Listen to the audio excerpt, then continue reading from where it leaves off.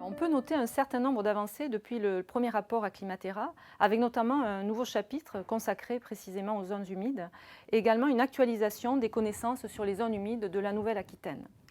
En particulier des connaissances nouvelles concernant l'état de ces zones humides et les pressions qu'elles subissent, du fait notamment du rôle des activités humaines. Ce sont effectivement aussi des écosystèmes très variés qui délivrent à la société de nombreux services écologiques. En particulier, on peut noter le service de régulation, le service hydrologique ou encore le service de séquestration du CO2, mais également le service en qualité des eaux, la biodiversité, la maîtrise des crues. Autant de services que la société apprécie. Cependant, on observe que depuis un certain nombre d'années, des dynamiques fonctionnelles sont peu à peu menacées par le changement climatique. Concernant les marais rétrolittoraux, le changement climatique va agir sur les services et sur les fonctions associées. Nous nous sommes focalisés sur le compartiment planctonique qui est un bon témoin des changements de l'environnement. L'augmentation de la température, la fréquence de submersion marine et les événements climatiques extrêmes vont modifier la biodiversité du plancton et les fonctions telles que la fonction épuratoire ou la fonction habitat de ces écosystèmes. Les périodes d'étiage vont s'accroître et la réalimentation, qu'elle soit naturelle ou artificielle des marais, seront en baisse. Nous savons que le facteur hydrologique a un rôle fondamental dans ces écosystèmes.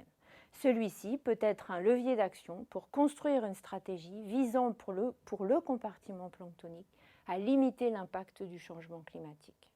Ce levier pourrait se décliner en deux axes de gestion, avec d'une part l'augmentation du renouvellement de la masse d'eau par un travail global sur la ressource en concertation avec tous les acteurs, et d'autre part le maintien du volume tampon offert par la hauteur de la lame d'eau grâce à l'entretien régulier du réseau des canaux des marais. Dans ce contexte, on peut délivrer un message pour les décideurs. Tout d'abord, la survie des zones humides de la Nouvelle-Aquitaine implique une gestion adaptative et durable de ces zones humides. Il convient tout d'abord de reconsidérer la place de ces écosystèmes dans le développement du territoire. Dès lors, il faut être à même de construire des outils pour identifier les transformations des zones humides et de leurs usages, et aussi entreprendre l'évaluation de ces socio-écosystèmes particuliers, à la fois en termes de patrimoine biologique et de services délivrés à la société. Il y a également la nécessité d'acquérir des connaissances, d'approfondir les connaissances que l'on a déjà fondamentales, ces connaissances fondamentales sur les zones humides.